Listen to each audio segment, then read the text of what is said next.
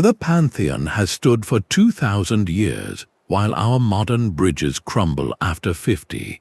This is the enduring mystery of Roman concrete, a lost technology of incredible resilience that modern science has only just cracked.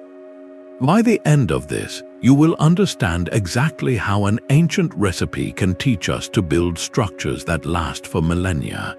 We will uncover why seawater makes their concrete stronger, and what strange, hot mixing technique they used that we called a mistake for centuries. What does it say about our own civilization when we have forgotten how to build things that last? To grasp the power of their secret, you first have to understand the stage on which it was performed. The Roman Empire was not just a political entity, it was a physical one built from stone and mortar. They constructed over 50,000 miles of paved roads, a network that bound continents. They raised aqueducts that marched across valleys, delivering fresh water to cities of 1 million people. They built colosseums for entertainment, vast public baths for community, and fortified walls for defense. This was not mere decoration, it was the literal backbone of civilization, enabling control, commerce, and culture to flow from Rome to the edges of the known world.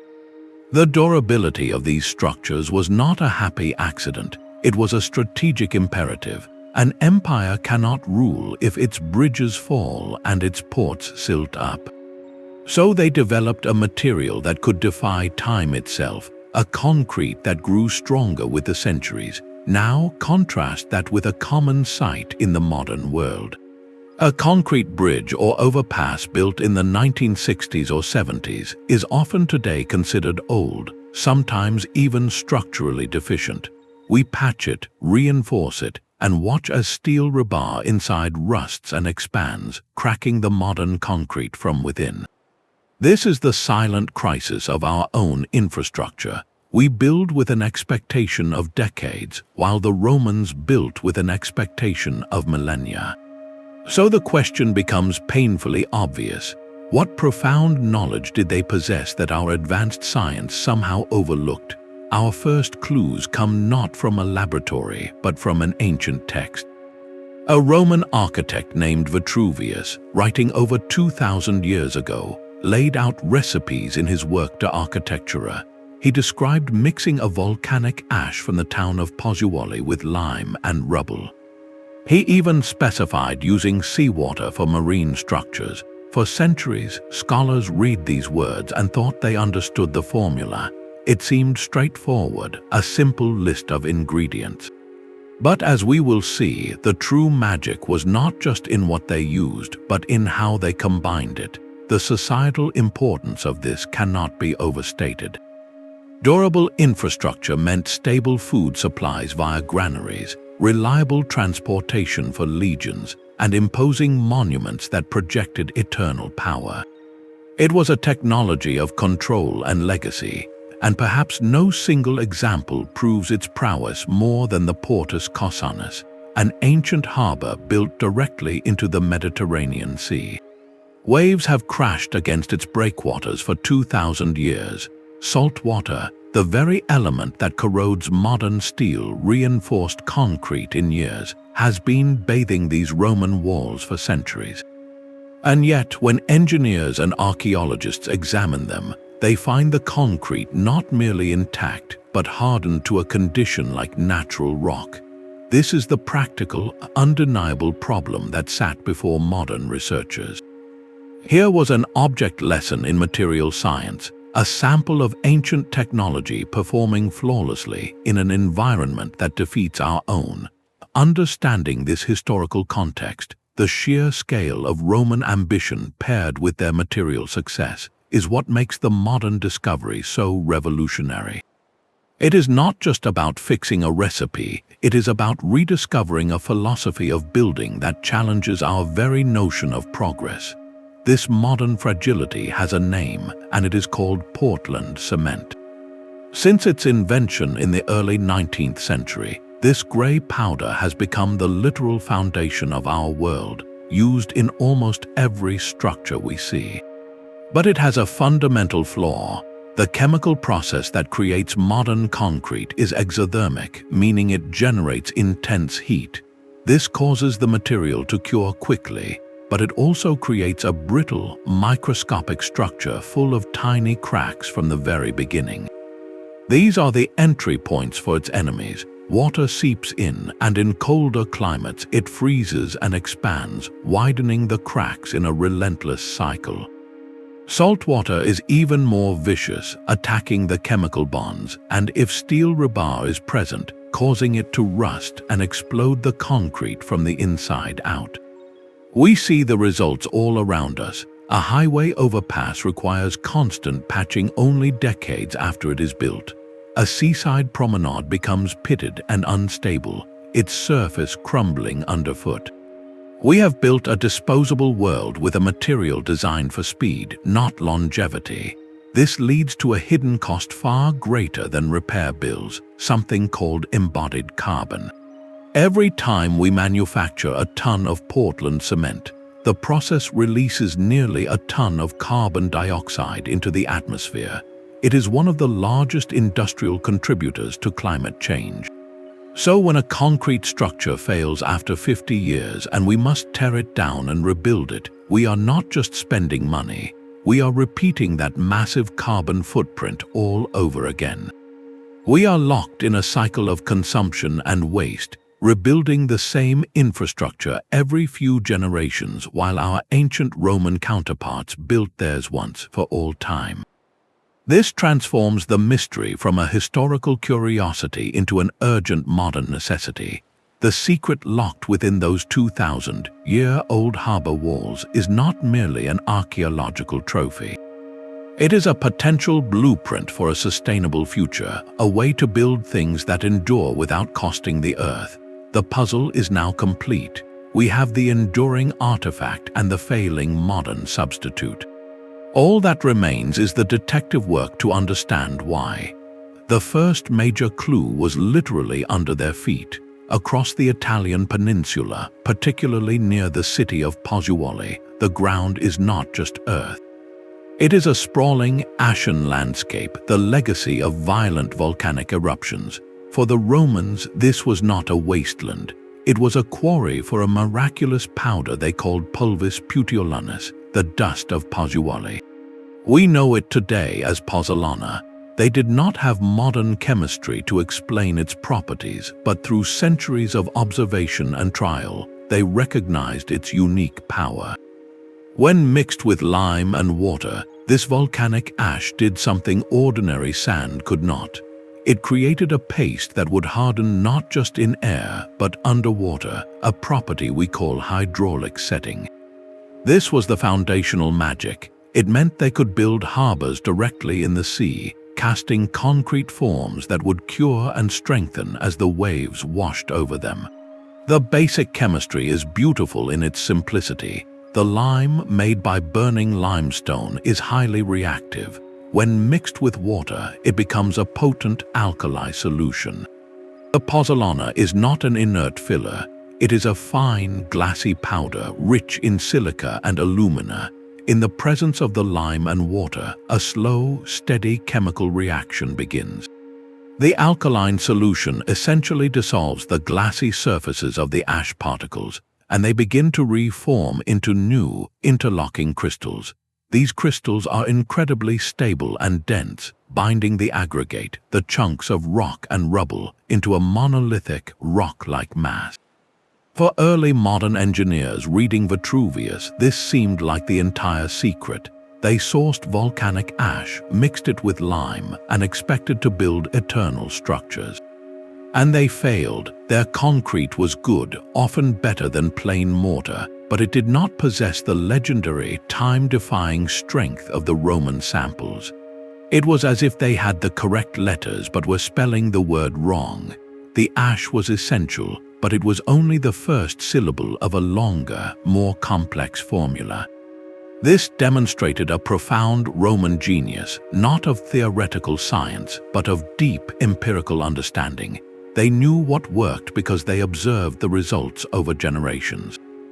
They identified a specific, locally sourced material and elevated it to a cornerstone of their empire.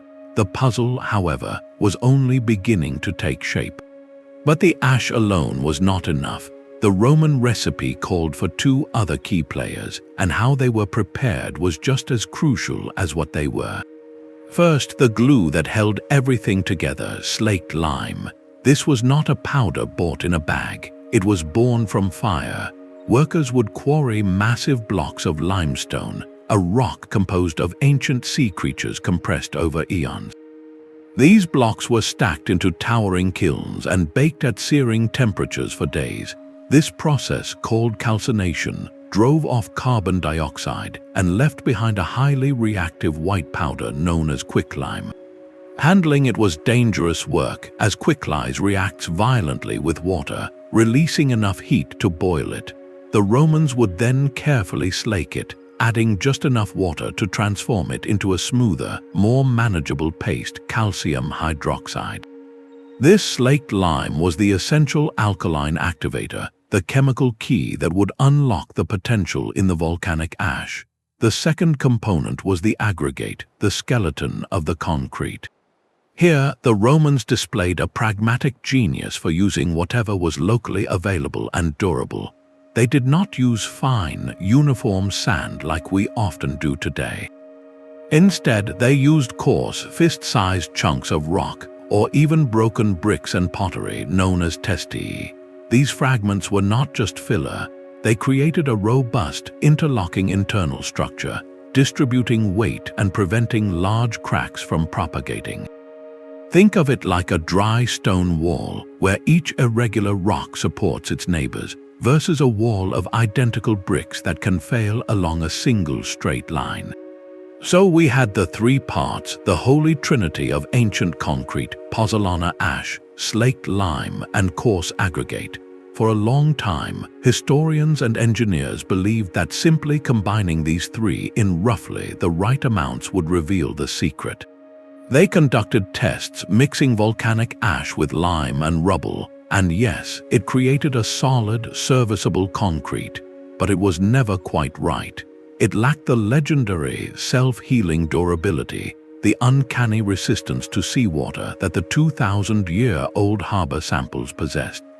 The modern recreations would harden, but they remained more brittle, more vulnerable to the elements over the long term. It was deeply frustrating. The recipe from Vitruvius was open on the desk. The ingredients were laid out on the table, yet the final product felt like a forgery, a convincing copy that was missing the soul of the original. This pointed to a haunting possibility. Perhaps the written recipe was incomplete, or perhaps the true magic was not in the ingredients list, but in the silent, unrecorded dance of the mixing process itself. The Romans did not have industrial batching plants with computerized precision. Their mixing was a local, hands-on art. Often, they would build wooden forms right at the construction site, a harbor wall or a foundation trench. Laborers would layer in the coarse aggregate, then pour over a mortar mix of the slaked lime and volcanic ash, sometimes even mixing in seawater for marine projects. The process was messy, physical, and far from sterile. It was this very human, seemingly imprecise method that later scientists would come to realize held one of the most critical clues. We had been looking for a simple formula, but the Romans were masters of a complex chemical symphony, and we were still missing the conductor's most important cue. The answer lay at the bottom of the sea, waiting in the dark for 2,000 years. To solve the riddle of Roman concrete, scientists knew they needed to stop looking at recipes and start looking at the material itself, not in a lab but in its natural habitat. This led them to the ancient harbors of Italy, to places like the Portus Cossanus and Baiae, where Roman breakwaters still stand against the Mediterranean. The mission was straightforward but profound: extract pristine core samples from the heart of these submerged monuments. Imagine a research vessel anchored over history, lowering a specialized drill through the clear blue water to bore into a concrete block laid during the reign of Augustus. What came back to the surface were not just chunks of rock, but perfect cylindrical time capsules, preserving the entire history of the material from its rough aggregate core to its sea-washed surface. These cores were the ultimate primary source, an unedited manuscript of ancient engineering. Back in laboratories at places like the University of Utah, researchers began their forensic work, slicing the cores into thin wafers and examining them under powerful electron microscopes. They were searching for clues at the molecular level, for the crystalline fingerprints of time. What they found was not just surprising, it was revolutionary.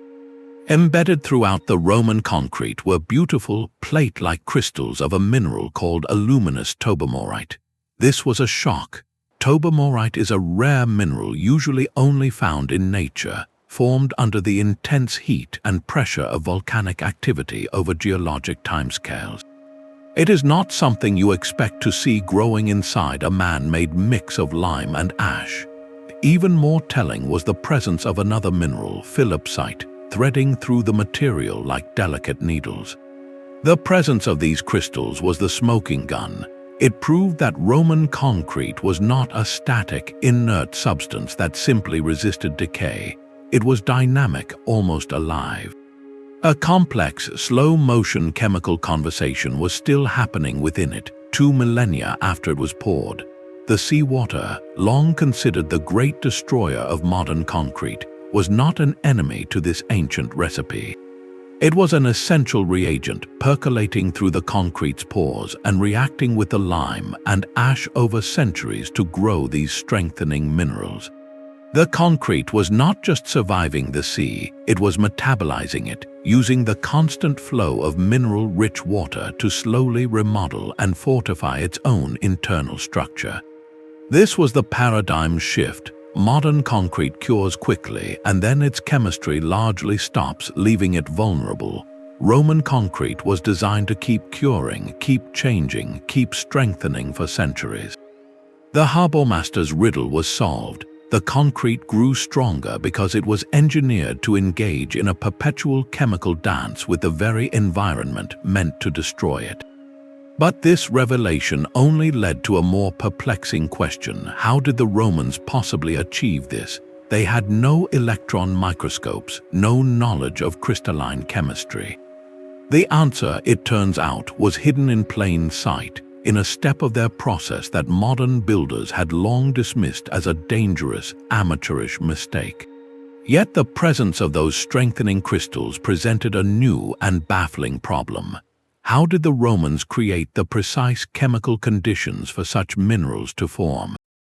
The answer emerged from a source everyone had overlooked: the supposed mistakes in their work. For decades, when researchers examined thin slices of Roman concrete under microscopes, they noticed tiny, bright white inclusions scattered throughout the gray matrix. These were fragments of pure, unreacted lime called lime clasts. To modern materials scientists, this was textbook evidence of a mixing error. In contemporary concrete production, uniformity is king. Any unmixed clump of raw material is a flaw, a weak point that can lead to failure. So the consensus was clear: the Romans, for all their skill, were sometimes sloppy. Their concrete survived despite these imperfections, not because of them. This assumption seemed so logical that it went unchallenged for generations. It was the classic error of viewing the past through the lens of the present. We judged their technique by our standards, and in doing so, we missed the genius of its design. The breakthrough came when a team of researchers, led by scientists at the Massachusetts Institute of Technology and Harvard University, decided to question that very assumption. What if the lime clasts were not an accident? What if they were deliberately engineered into the mix? This radical idea became known as the hot mixing hypothesis, and it turned the entire investigation on its head. The theory revisits a crucial step in the process. Recall that the Romans made quicklime by burning limestone. The conventional wisdom was that they always slaked this dangerous quicklime with water first, turning it into a safer, wet paste before mixing it with the volcanic ash and aggregate.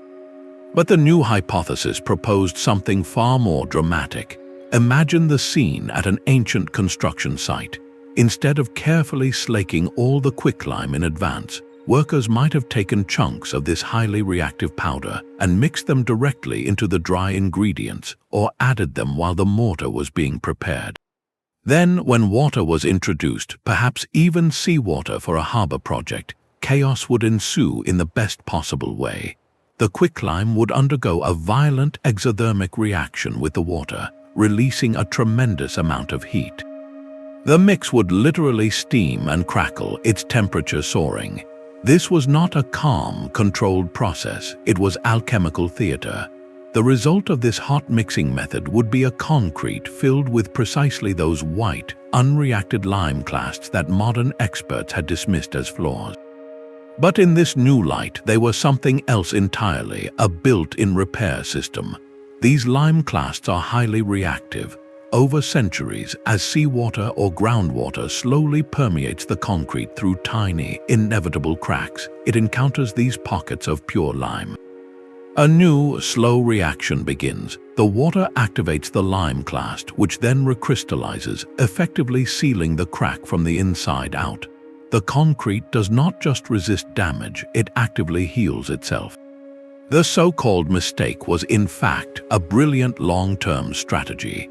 The Romans had engineered a material with a kind of chemical immune system, one that could respond to injury and repair itself over time scales no modern engineer would ever consider. This hypothesis was a revelation because it moved the explanation from the realm of static recipes into the realm of dynamic process. It was not just about what they mixed, but about the energy and conditions they introduced during mixing.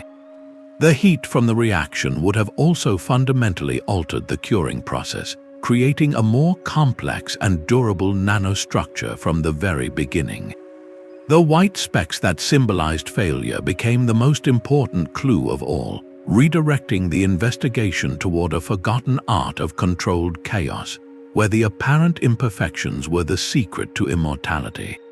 A hypothesis is only as strong as the experiment that proves it. To move from theory to truth, the team at the Massachusetts Institute of Technology had to recreate history in a lab.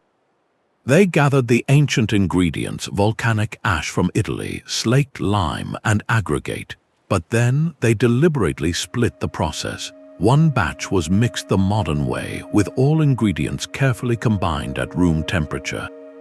The other batch was mixed the Roman way, using chunks of pure, reactive quicklime to create a hot, sizzling reaction. The goal was not just to make two types of concrete, but to create a controlled test of time itself. They cast small slabs of each recipe and then, after they had cured, deliberately cracked them with precise machinery. This was the moment of truth. Would the ancient method show its legendary resilience, or would it crumble like the rest? The results were not just promising, they were astonishing. In the modern mix samples, the cracks remained open, clear pathways for future damage. But in the hot mixed Roman replica, something remarkable happened. When a growing crack reached one of those bright white lime clasts, the story changed. Researchers introduced water to simulate rain or seawater seepage. Almost immediately, a chemical resurrection began.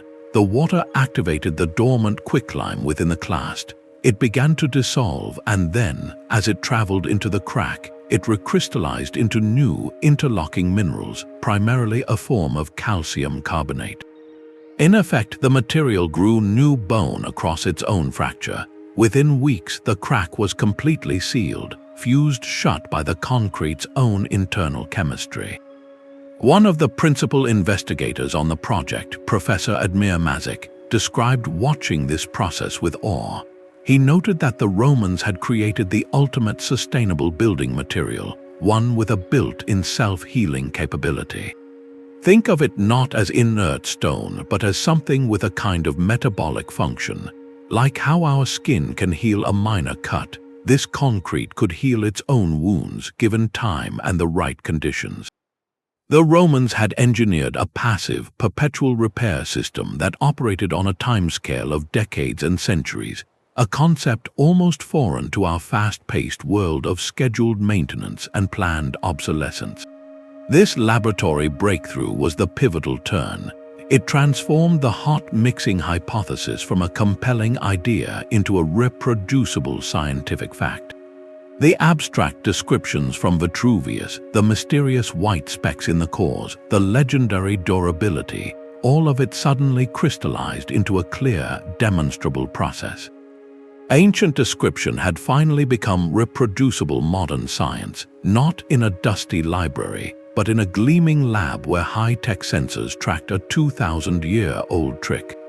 The secret was no longer lost. It was decoded, sitting in a tray, healing itself under the lights. Yet, a profound question immediately followed this triumph. If we now hold the blueprint for a material that could last for millennia, what is stopping us from using it? So the laboratory proved the principle, but the true magic happens in a world invisible to the naked eye. To understand the self-healing power, we must shrink down to the nanoscale, to the realm of molecules and crystalline lattices. Picture a tiny crack, a hairline fracture that has worked its way through the concrete over 100 years. When rainwater or seawater finally seeps into this microscopic canyon, it does not find a dead end. It finds a treasure trove, one of those bright white lime clasts. This clast is a concentrated reservoir of highly reactive calcium oxide, a material desperate to combine with water. The seepage begins to dissolve it, creating a calcium-rich, super-saturated solution. Think of this solution as a liquid repair crew, now mobilized and flowing directly into the breach. But the crew cannot work alone. As this calcium-rich fluid travels along the crack walls, it encounters the surrounding matrix of ancient volcanic ash, the Pozzolana. Remember, this ash is rich in silica. A new chemical handshake occurs. The dissolved calcium ions react with the silica in the ash, and together, they precipitate out of the solution, forming new, incredibly strong crystals of calcium silicate hydrate, the same essential binder that holds all concrete together. It is a beautiful, autonomous cycle. The crack provides the pathway, the lime clast provides the raw calcium material, and the ever-present pozzolanic ash provides the partner for the reaction. The result is not a weak patch or a filler, but a seamless, mineralized weld that is chemically identical to the original concrete. A fitting metaphor is our own body's response to a cut. The crack is the injury. The lime-rich solution is like platelets in our bloodstream, rushing to the site, and the pozzolanic ash acts like the biological scaffolding upon which new tissue, in this case new rock, can grow. This process is not a one-time event. It is a capability baked into the material's very design. Each time a new crack forms and reaches a lime clast, the cycle can begin again. This means that over decades or even centuries, the concrete does not just maintain its strength, it can actually increase it. Every encounter with water, especially mineral-rich seawater, is not an attack but an opportunity for further mineralization, for additional internal binding. This is the ultimate inversion of modern material science. We design things to resist the environment, to keep water out at all costs, knowing that if it gets in, the clock starts ticking on failure. The Romans designed their concrete to engage with the environment, to use water as a catalyst for perpetual renewal. This reframes Roman concrete from a static, inert substance into something far more profound, a dynamic, almost geological system. It is not a building material that we create and then abandon to time. It is a material we initiate, one that then continues its own formation and repair long after the architects and engineers have gone. This perspective does not just solve an ancient mystery, it offers a radical new philosophy for how we might build our future, one where structures are not burdens to be maintained, but legacies that grow stronger on their own. This is where the concrete's transformation becomes geological. The initial chemical binder that forms when the lime and ash first react is a gel-like substance called calcium silicate hydrate, or CSH. This is what gives all concrete, ancient and modern, its initial strength. But for Roman concrete, this was only the opening act. What happens next is a patient, centuries-long metamorphosis. In the constant presence of moisture, especially the mineral-rich seawater flowing through the harbor walls, that initial CSH gel does not remain static. It begins a slow, graceful recrystallization. Think of it like honey left out in a cool place. Over a very long time, it does not spoil, but it can slowly crystallize into a more solid, stable form. In the Roman concrete, the CSH slowly reorganizes itself at the atomic level, growing into those plate-like crystals of tobermorite and the needle-like threads of philipsite that researchers found embedded in the cores. These are not impurities, they are the material achieving its final, perfected state. Tobermorite and philipsite are minerals of exceptional stability, with interlocking crystalline structures that create a matrix as tough as natural basalt. This is why a 2,000-year-old sample feels less like man-made concrete and more like a piece of stone you would chip from a mountainside. The process is exquisitely slow and temperature-dependent, mirroring the way natural rock forms deep within the earth over eons. Modern laboratory tests designed to accelerate aging by using heat and pressure completely missed this phenomenon because they were, in essence, asking the wrong question. They were trying to simulate decades of decay in weeks, but the Roman secret was not about resisting decay for decades. It was about embracing a transformation that unfolds over centuries. You cannot rush geology. A test that compresses 200 years into 2 months will never capture a crystallization process that requires 200 real years of gentle, ambient conditions to complete. This reveals the profound philosophical chasm between their engineering and ours. We build with the urgency of quarterly reports and political terms, using materials designed for rapid construction and immediate service. The Romans built with the patience of an empire that believed it was eternal, engineering materials that would reach their peak strength long after the names of the emperors who commissioned them were forgotten. They planted a mineralogical time bomb set to detonate into strength over millennia, not decades.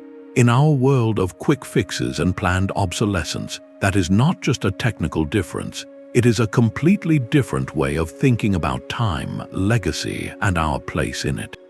But this ancient chemistry offers a far greater gift than mere durability. It offers a potential escape from a modern crisis.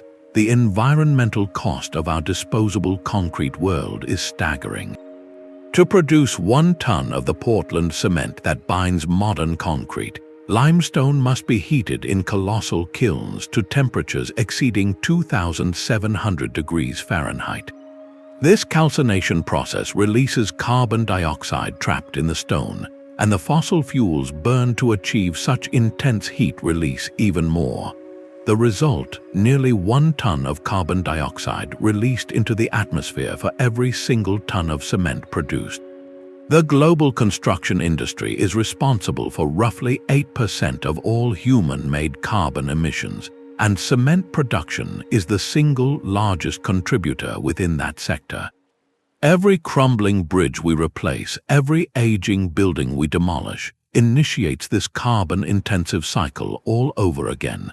It is a treadmill of consumption with a heavy atmospheric price. The Roman formula presents a profound alternative. Their lime was indeed heated, but to a significantly lower temperature, closer to 1,600 degrees Fahrenheit, a process requiring less fuel and releasing less carbon dioxide from the start. More importantly, their concrete strength did not come from an overabundance of this lime, but from the volcanic ash, a natural, pozzolanic material that requires no heat treatment at all. It is simply dug from the ground and crushed, shifting the burden of strength from energy-intensive cement to abundant, natural pozzolans could dramatically cut the carbon recipe of every cubic yard of concrete we pour. Yet the most powerful sustainability feature is not in the mixing, but in the millennia. Consider the full life cycle of a structure. A modern concrete building with a lifespan of, say, 50 to 100 years will eventually be torn down. That demolition creates massive waste, much of which cannot be recycled. Then new materials must be quarried, processed, and transported, all with their own carbon and energy costs to build the replacement. Now envision a structure built with Roman-inspired, self-healing concrete, designed to last for 1,000 years or more.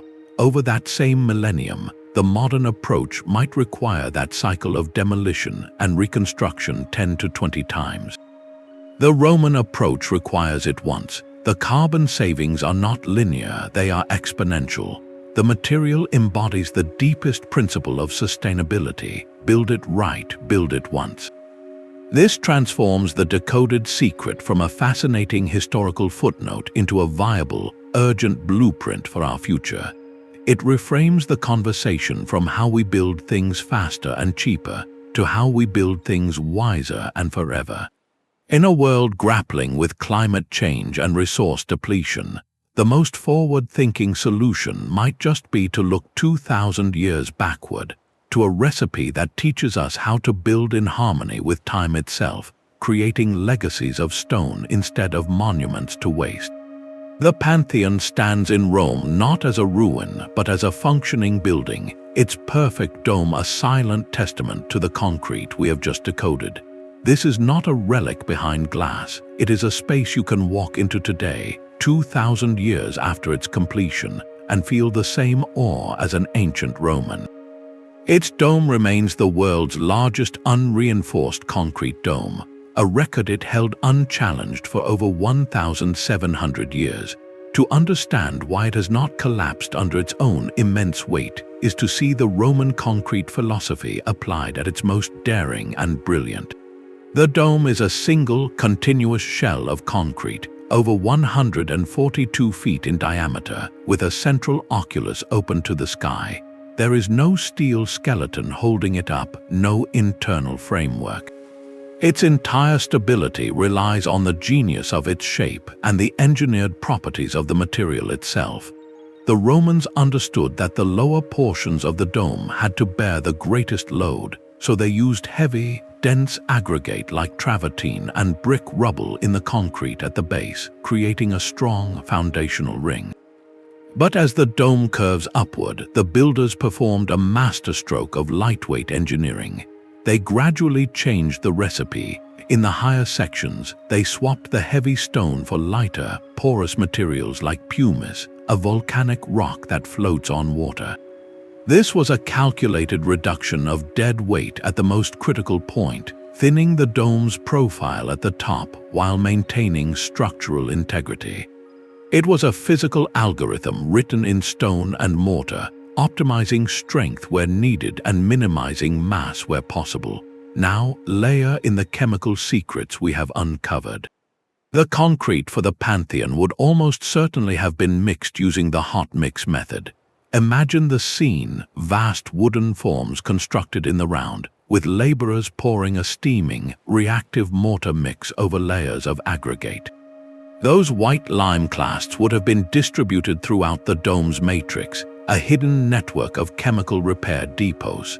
For 2 millennia, as minute stress cracks inevitably formed from thermal expansion, from the rumble of carts and later automobiles, from tremors in the earth, moisture from Rome's humid air or rain through the oculus would have seeped in.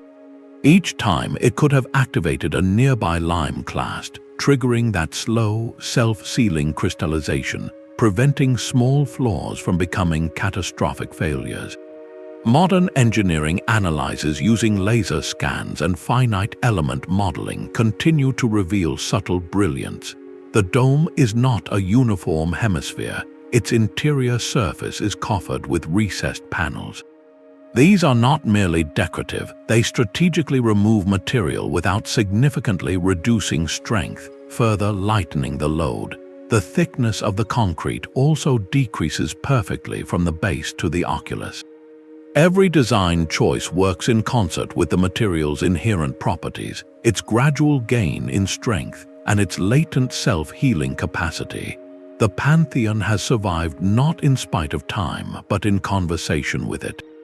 Earthquakes have shaken Rome, invasions have swept through, the pollution of the industrial age has coated its exterior, yet the dome stands. It validates every principle in the most spectacular way possible.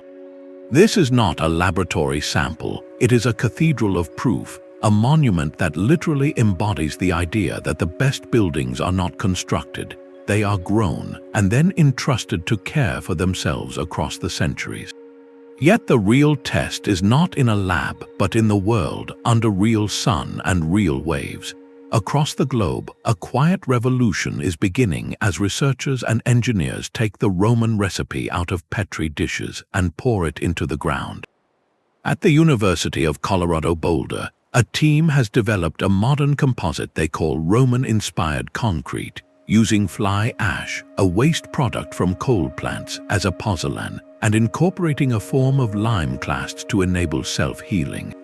They have used it to create small, monitored sections of sidewalk on campus, deliberately cracking them to observe the repair process through changing seasons. In the Netherlands, a company working with marine engineers has cast specialized blocks of lime-based concrete for a pilot project reinforcing a sensitive coastal dune. The goal is to see if these blocks, exposed to the relentless North Sea, will not only hold but strengthen over time, reducing maintenance compared to standard concrete armor. These are not mass-market products yet, they are carefully controlled experiments, the first seedlings of an ancient technology being carefully replanted in modern soil. The driving question for every one of these trials is straightforward. Can we make it work at the scale our civilization demands? The challenges are immense. Modern construction is a machine of incredible efficiency, built around the predictable, fast-curing properties of Portland cement. Our entire supply chain, from the chemical composition of bulk cement to the timing of delivery trucks and the vibration tools used on site, is calibrated for that one material. Introducing a hot mix process that requires handling reactive quicklime on a construction site poses safety and logistical hurdles. Building codes, written around the performance standards of modern concrete, do not yet have categories for a material that gains strength over a century. Engineers cannot specify a 70-year design life if the material's full potential unfolds over 700.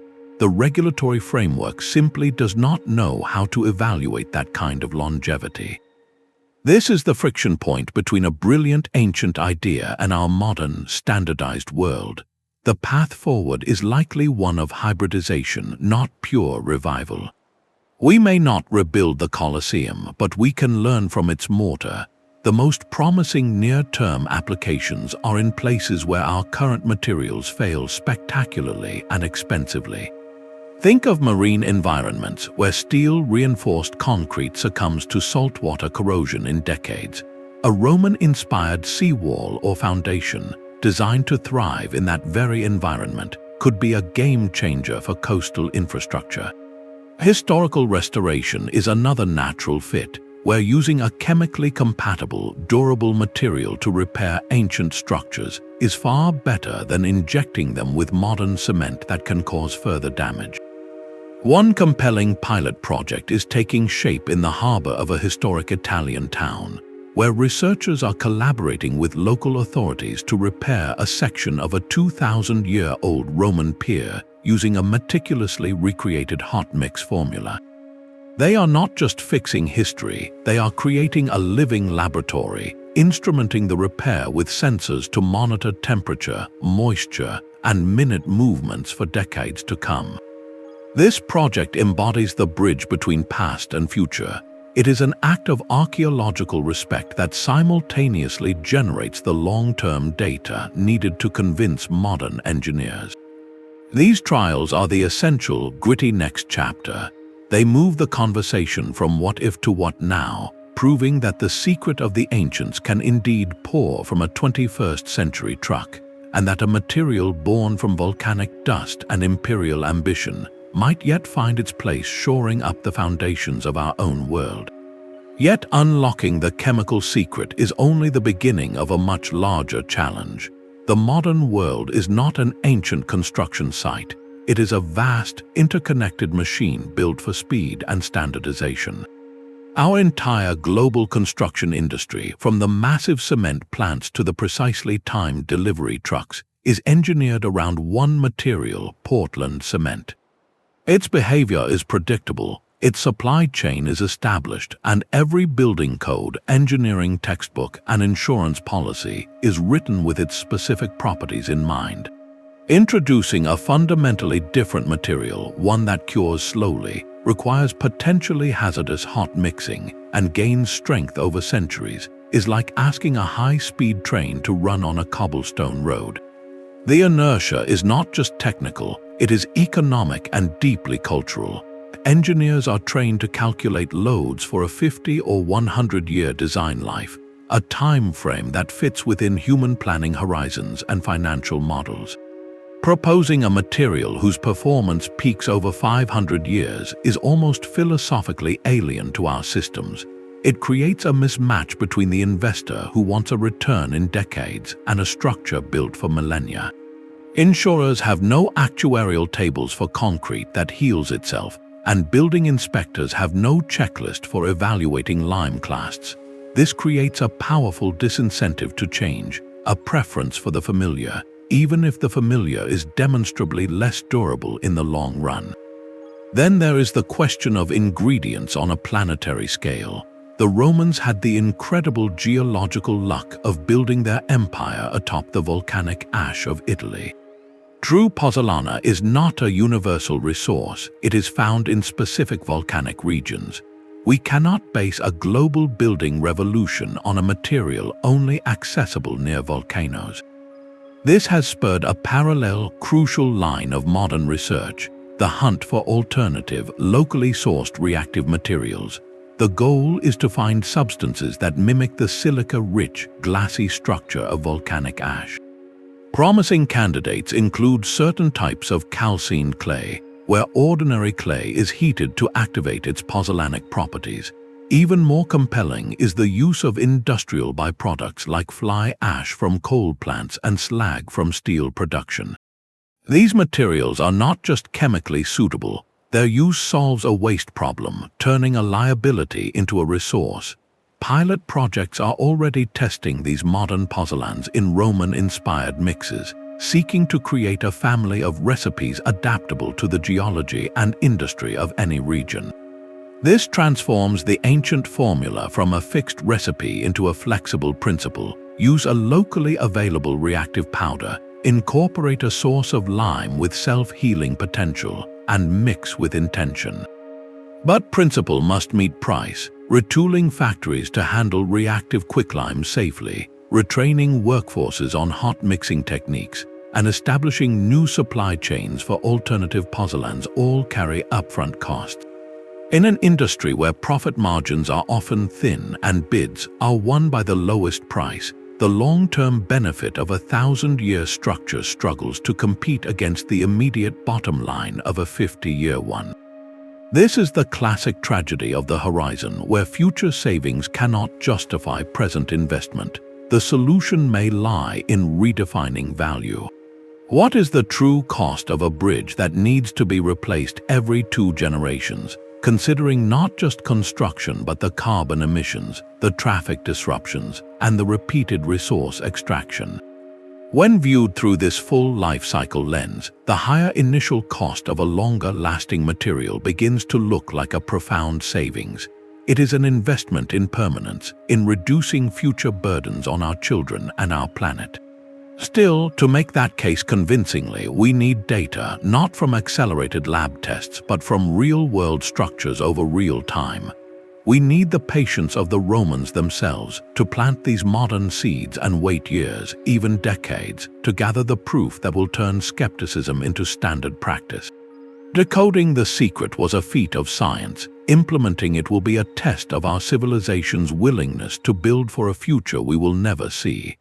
This gap between their hands and their understanding is perhaps the most profound lesson of all. The Roman builders were master craftsmen, not theoretical scientists. They possessed no concept of atoms, molecules, or crystalline lattices. They had never seen an electron microscope, and words like tobermorite or calcium silicate hydrate would have been meaningless to them.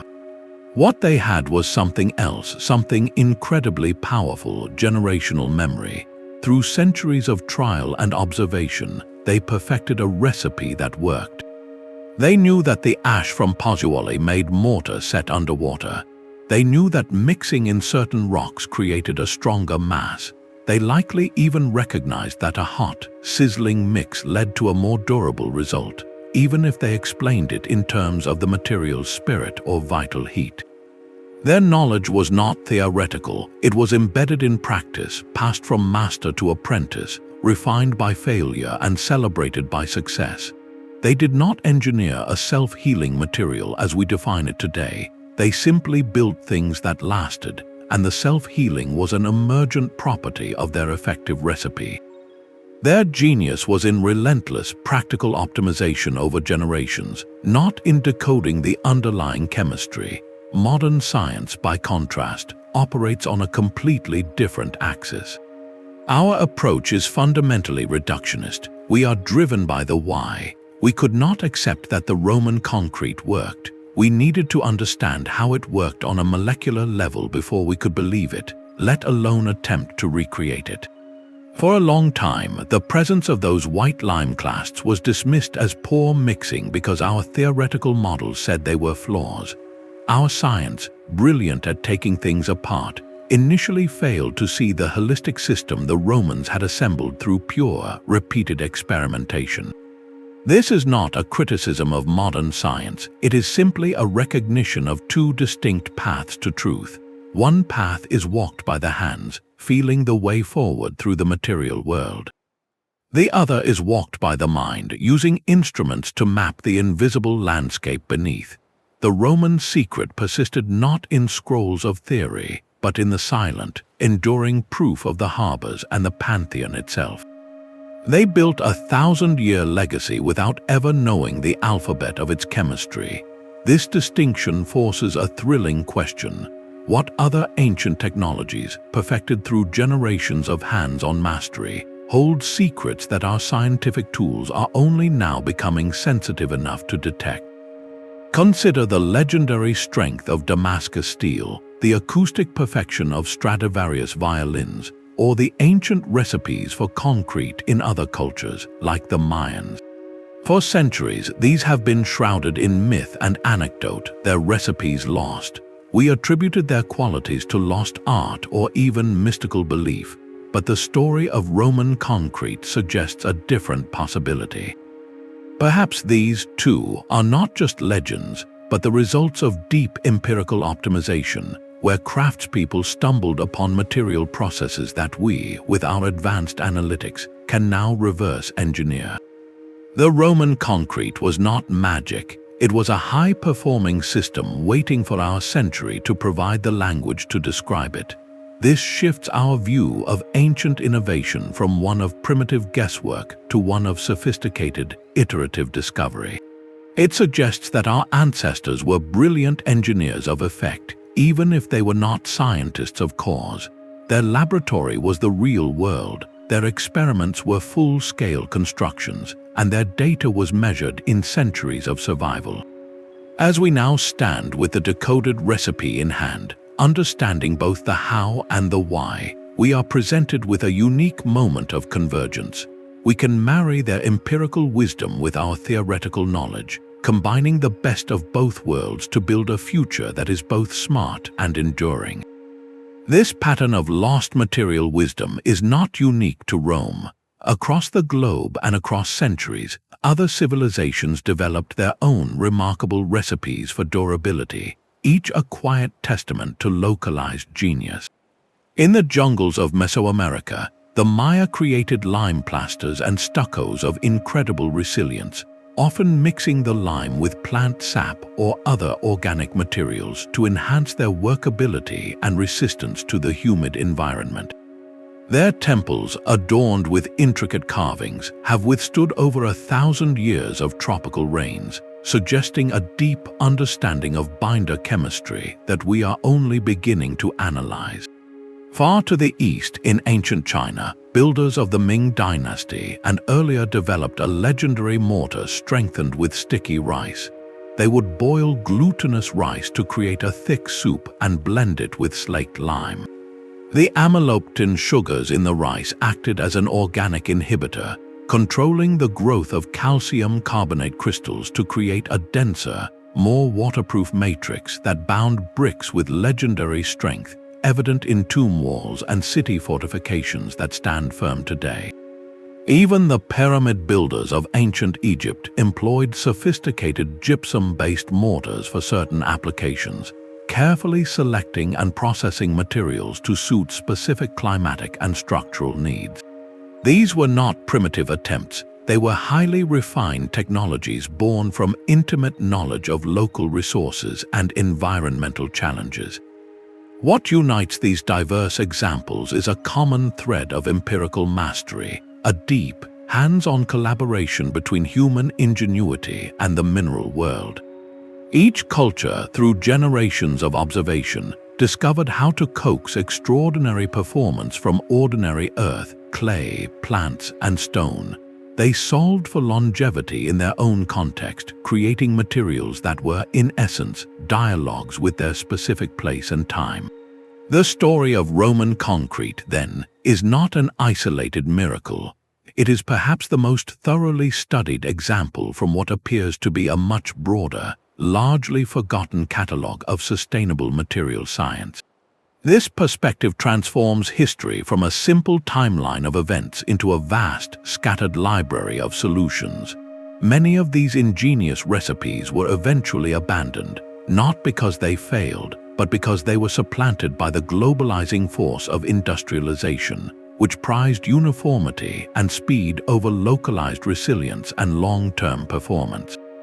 Portland cement became a universal language, but in the process we silenced countless regional dialects of building wisdom. Recognizing this pattern reframes our modern quest. Decoding Roman concrete is not just about recovering one formula, it becomes a catalyst for a wider re-examination. It invites us to look at other ancient structures, from the Great Walls of China to the stepped pyramids of the Maya, not merely as archaeological sites, but as open-air laboratories holding data on material performance across millennia. What other secrets are locked in the stones of forgotten citadels or the mortar of rural shrines? This global search shifts the narrative from a single discovery to a hopeful possibility that our path to a more durable and sustainable future might be paved, in part, by carefully relearning the material languages of our collective past. That fundamental shift from static to dynamic design is where this discovery truly rewrites the rules. For over a century, modern engineering has been governed by a powerful, unspoken philosophy: control. We design materials to be as inert and unchanging as possible, to resist the environment at all costs. Our ideal concrete is a sealed, monolithic block, impervious to water, immune to chemical change, a fortress against nature.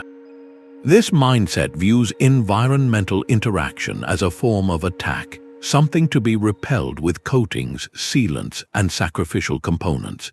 It is a paradigm of separation, where the built world stands defiantly apart from the natural one. The Roman concrete secret shatters that assumption. It demonstrates that the highest form of durability is not resistance, but engagement.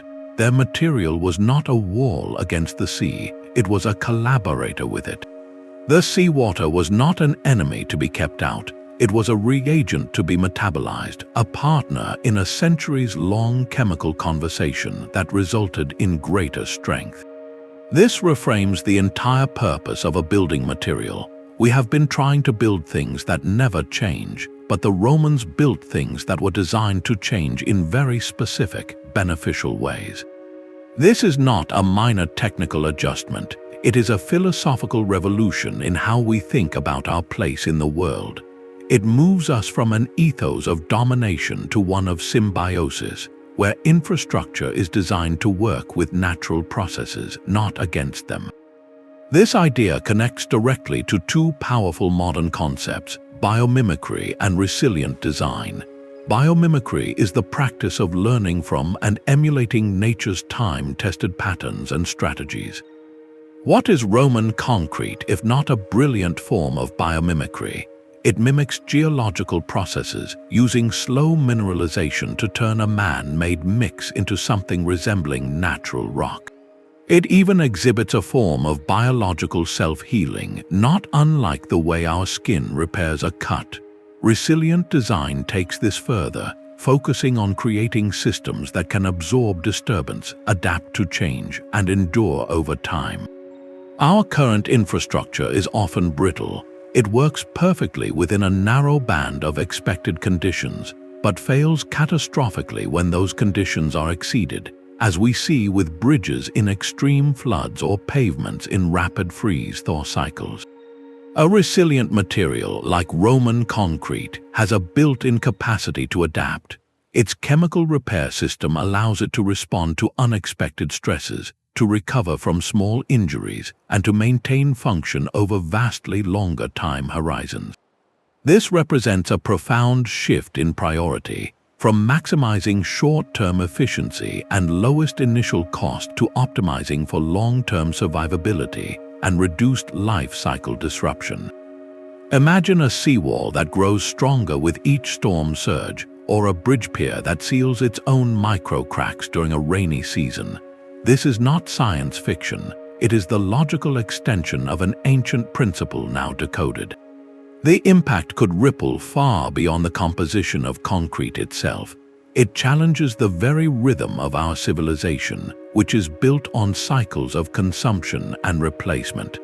We are accustomed to a world where things are built, used, decayed, and demolished on a human timescale. This discovery invites us to envision a different cadence, one measured in centuries, where the act of building is an act of legacy, creating assets that appreciate in strength for generations rather than depreciating into liabilities.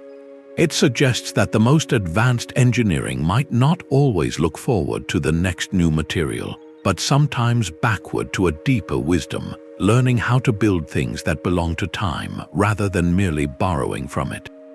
This long-term exposure was not a passive weathering, it was an active ingredient. The Roman secret was not just in the mix, but in the intended environment. Their concrete was designed for a specific, patient partnership with the world, particularly with constant moisture. For a harbor wall, this meant a perpetual bath in mineral-rich seawater.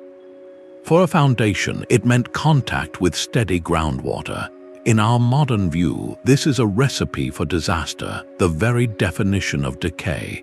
For their material, it was the fuel for a chemical engine meant to run for centuries.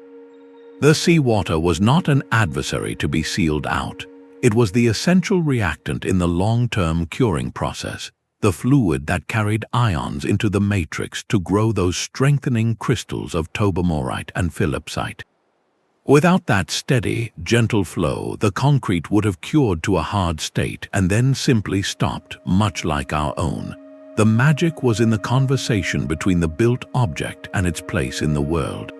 Now contrast this deeply contextual design with the modern industrial approach.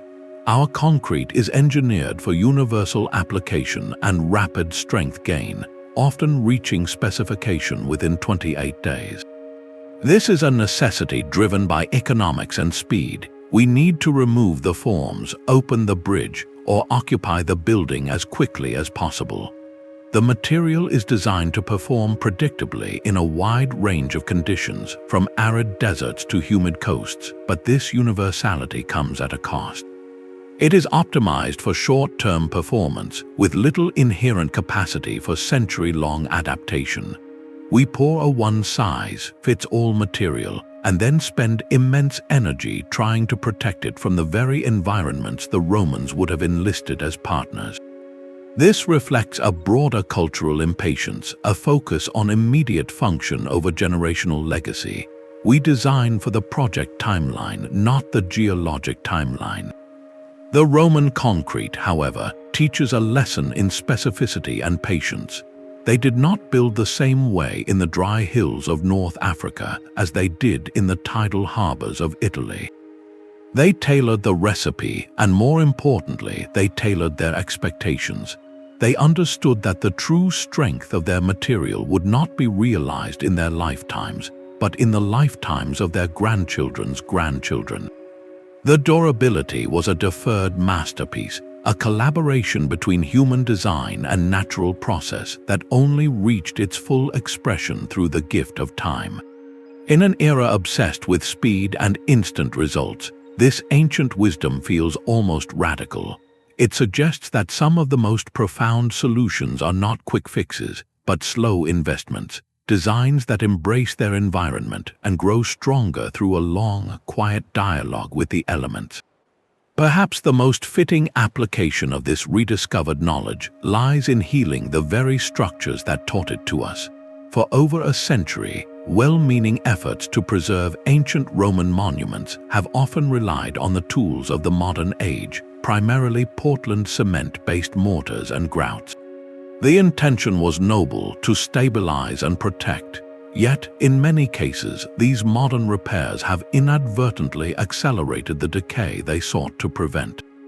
The reason is a fundamental chemical and physical mismatch. Modern cement is denser, harder, and far less porous than the original Roman concrete. When injected or plastered onto an ancient wall, it acts like a rigid, impermeable shell.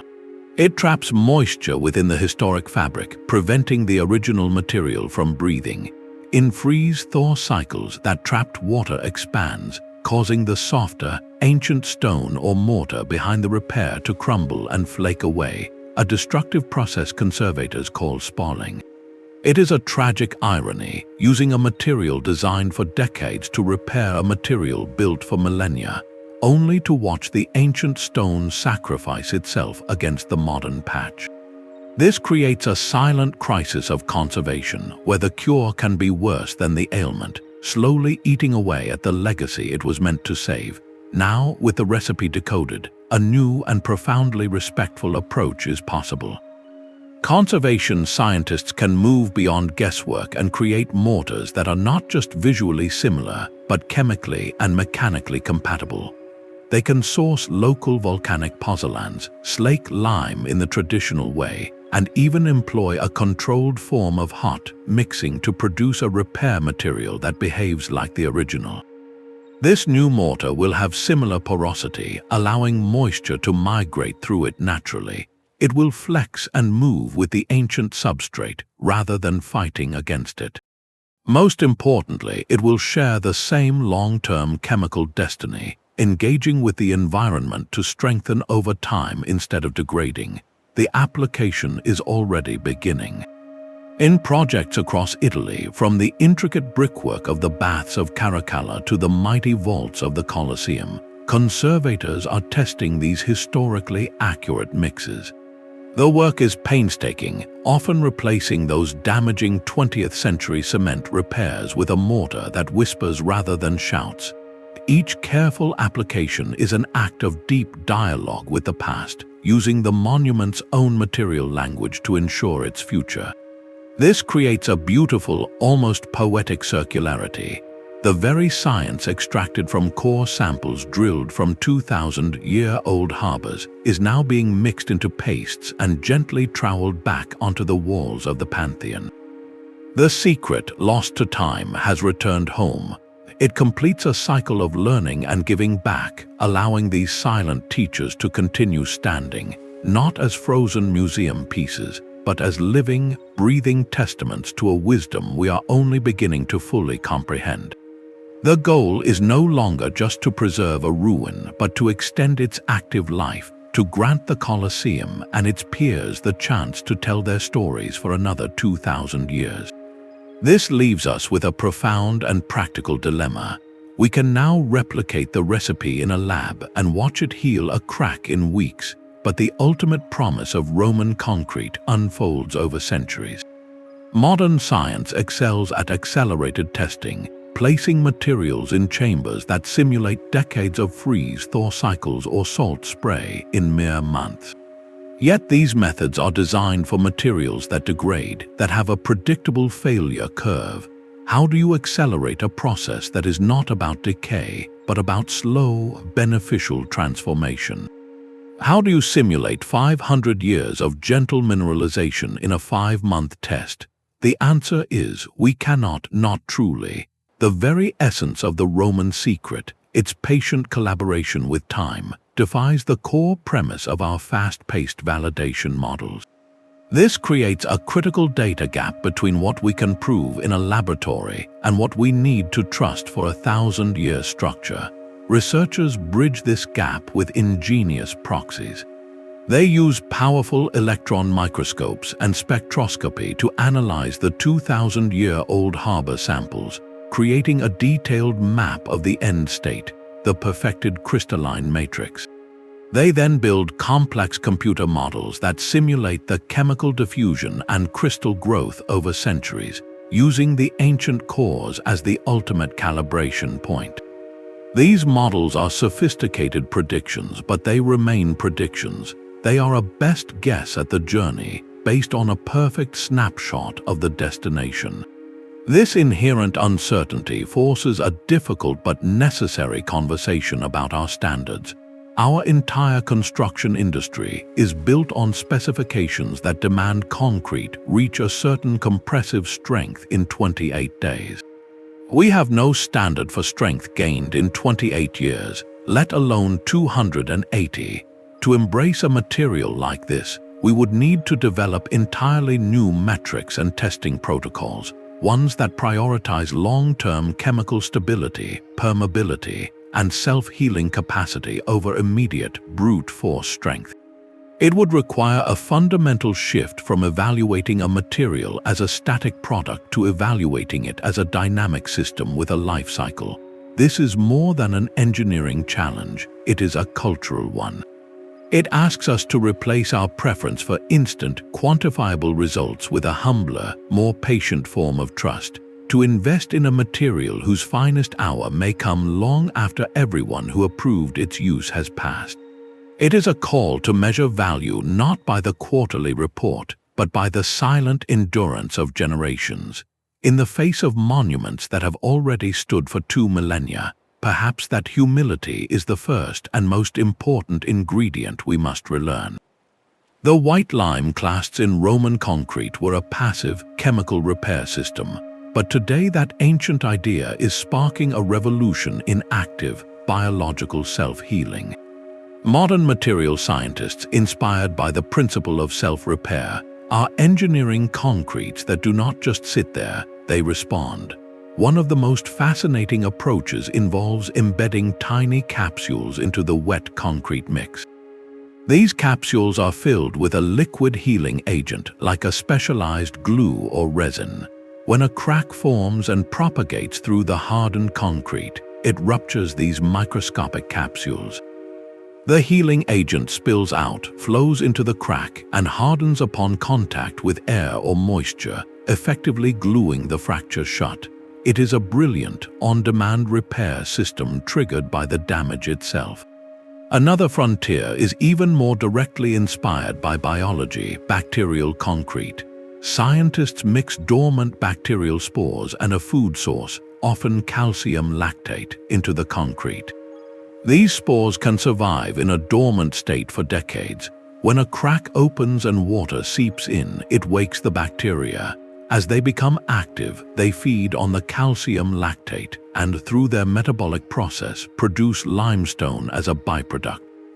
They literally excrete calcite crystals, the same mineral that makes up natural limestone, which gradually fills and seals the crack from the inside out. There are even experiments with shape memory polymers, threads that can contract when heated, pulling crack faces back together. These modern methods are incredible feats of nanoengineering, offering rapid, targeted repair for specific types of damage, a significant advantage for critical infrastructure that cannot wait centuries to heal. Yet, when we place them side by side with the Roman method, a fascinating contrast emerges. The Roman system was entirely chemical, leveraging the inherent reactivity of lime and volcanic ash. It required no manufactured capsules, no specially cultivated bacteria, no complex polymers. Its raw materials were dirt, rock, and fire, some of the cheapest and most abundant substances on Earth. Its repair timeline was not measured in days or weeks, but in decades and centuries operating on a geological clock. Modern versions are like having a team of microscopic surgeons on standby, ready to operate at a moment's notice. The Roman version was more like programming the concrete's own geology, setting in motion a slow, inexorable process of recrystallization that would outlast empires. This creates a captivating dialogue across 2,000 years, where the oldest solution is directly informing the most futuristic research. Scientists studying Roman concrete are not just archaeologists, they are reverse engineering a paradigm. They are asking, how can we achieve that kind of long-term, low-energy resilience without relying on complex, embedded systems that might fail? The answer may lie in hybrid materials, combining the quick response of modern capsules with the enduring, chemical backbone of a Roman-inspired matrix. This convergence shows that innovation is not a straight line from primitive to advanced. Sometimes, the most forward-thinking idea is waiting for us in the past, offering a lesson in simplicity, patience, and working in harmony with fundamental natural processes. The silent repair happening in a Roman harbor wall is now a blueprint for the smart infrastructure of tomorrow. The recipe may be ancient, but its adoption would ripple through our modern world in unexpected ways. If Roman-style concrete moved from pilot projects to global standard, we would not just be changing a building material, we would be redrawing a resource map. The key ingredient, reactive volcanic ash or pozzolana, is not evenly distributed across the planet. It is a gift of specific geology, found in regions shaped by fiery tectonic activity. Nations like Italy, Indonesia, Japan, and parts of the western United States and Central America sit atop vast deposits of this once humble dust. Overnight, these landscapes could transform from scenic vistas into strategic resource basins. Local economies built on tourism or agriculture might find a new, powerful engine in mining and exporting pozzolana, creating jobs and wealth, but also inviting the complexities that come with any valuable commodity. This shift could create new trade dependencies, where countries without volcanic geology must import their pozzolanic base, adding cost and carbon miles to a material meant to be sustainable. It raises a provocative question: would the concrete of the future make certain nations the new cement cartels, holding the keys to a millennia-long building revolution? The geopolitics of durability could become as important as the geopolitics of oil or rare earth minerals, influencing international relations and development in the 21st century. Yet this potential boom carries a significant environmental shadow. Mining volcanic ash on an industrial scale is not a neutral act. These deposits are not mere piles of inert sand, they are integral parts of ecosystems. They can form unique soils that support specialized plant life, stabilize hillsides, and filter groundwater. Open pit mining would scar landscapes, disrupt habitats, and release particulate matter into the air. The very act of extracting a resource to build a greener future could devastate the local environment in the present, trading one form of harm for another.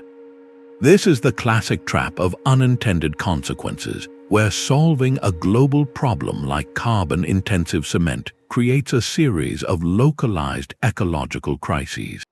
It forces us to think beyond the laboratory mix and consider the entire life cycle, from the quarry to the finished, self-healing wall. The solution cannot be to simply replace Portland cement quarries with pozzolana quarries. True sustainability requires a circular vision, one that looks not to the ground for new materials but to our own waste streams. This is where modern innovation must surpass ancient practice. We have a source of pozzolanic material that the Romans never dreamed of, the byproducts of our existing industries. fly ash from coal-fired power plants, slag from steel production, and even certain types of calcined clay or recycled glass dust can exhibit similar reactive properties. These are not virgin resources ripped from the earth, they are liabilities waiting for a purpose. Using them in concrete accomplishes two vital goals simultaneously. It diverts millions of tons of industrial waste from landfills, and it provides the silica-rich powder needed for the chemical reaction, closing the loop in a powerful way. Pilot projects from Singapore to Sweden are already proving that high-performance, durable concrete can be made with 80% or more recycled content. This approach democratizes the material, making it less dependent on fortunate geology and more adaptable to local industry. A country without volcanoes but with steel mills or even agricultural waste can develop its own Pozzolanic recipe. It transforms the supply chain from a linear extractive model into a distributed, circular one, where one industry's waste becomes another's foundation for eternity. The lesson is clear: the brilliance of the Roman recipe is its chemical principle, not its specific ingredient list. Our task is to honor that principle while sourcing its components wisely, ensuring that the quest to build a lasting world does not come at the cost of tearing the present one apart. That fading of deep understanding is a quiet kind of loss, more profound than a misplaced scroll. Vitruvius wrote the recipe down, but the empire's collapse scattered the master builders who held the why in their hands. The knowledge of the hot mix's crackling alchemy, the intuitive feel for the right volcanic ash, the generational patience required to judge a material by centuries, not days, these were the unwritten chapters. They evaporated not in a fire, but in the slow shift of priorities. As large-scale imperial projects ceased, the need for such heroic, long-lasting concrete faded. Simpler, quicker methods sufficed for the needs of a fractured world. The recipe became a ghost in a text, a list of ingredients without the soul of the process. This is not a story of a single secret vanishing, but of a pattern, a recurring amnesia where practical, sustainable wisdom is displaced by the tide of industrialization and convenience. We see it in our own recent past. For generations, families knew how to preserve food through fermentation, how to mend clothes, how to read the weather in the sky and the soil. This was not superstition, it was accumulated, empirical knowledge tested by time and necessity. Then came the era of canned goods, fast fashion, and centralized forecasts. The convenience was undeniable, but something subtle was traded away. A direct, hands-on dialogue with our environment and resources. The Roman concrete saga is a powerful metaphor for this broader displacement. It shows us that progress in one direction toward speed and standardization can sometimes mean regress in another toward resilience and longevity. The industrialized process of Portland cement conquered the world because it was fast, predictable, and fit the rhythm of the modern economy. In doing so, it rendered an older, slower, but ultimately more durable technology obsolete, not because it failed, but because its timescale no longer matched our own. This invites a reflective question. What other forms of deep, practical intelligence are sitting right beside us, gathering dust? Perhaps it is the architectural wisdom of vernacular buildings, designed for passive cooling centuries before air conditioning, using thick walls and strategic airflow. Perhaps it is traditional agricultural practices that fostered biodiversity and soil health, now replaced by monocultures. These are not mere curiosities or nostalgia. They are data sets refined by centuries of human trial and error, offering solutions to modern problems of sustainability and resilience we are only now beginning to price. The recovery of the Roman concrete secret is a triumph of a specific kind of learning, one that braids together threads we often keep separate. It required historians to decode the ancient texts, archaeologists to extract the physical evidence, and materials scientists to interpret its atomic language. No single discipline could have solved it alone. This interdisciplinary conversation is the real key to unlocking other lost libraries of practical knowledge. It is a reminder that the path forward may sometimes require looking back, not with romanticism, but with a new kind of respect, listening to the whispers of empirical wisdom carried in the stones, the soils, and the stories we nearly forgot. The concrete story offers more than a recipe. It presents a blueprint for a new kind of science. This is a vision for a hybrid discipline, one that deliberately marries the deep, hands-on wisdom of ancient craft with the penetrating gaze of modern analysis. It suggests a future where our most advanced laboratories are not just looking forward, but are also in constant dialogue with the past. Imagine a research team not composed solely of chemists in lab coats, but a round table where a historian fluent in Vitruvius sits beside a geologist, a materials scientist, and a structural engineer. Their subject is not a new polymer, but a core sample from a 2,000-year-old peer. They are not treating it as a mere artifact to be catalogued, but as a sophisticated data storage device, a physical textbook written in the language of crystalline structure and chemical bonds. The historian provides context, the why of its creation.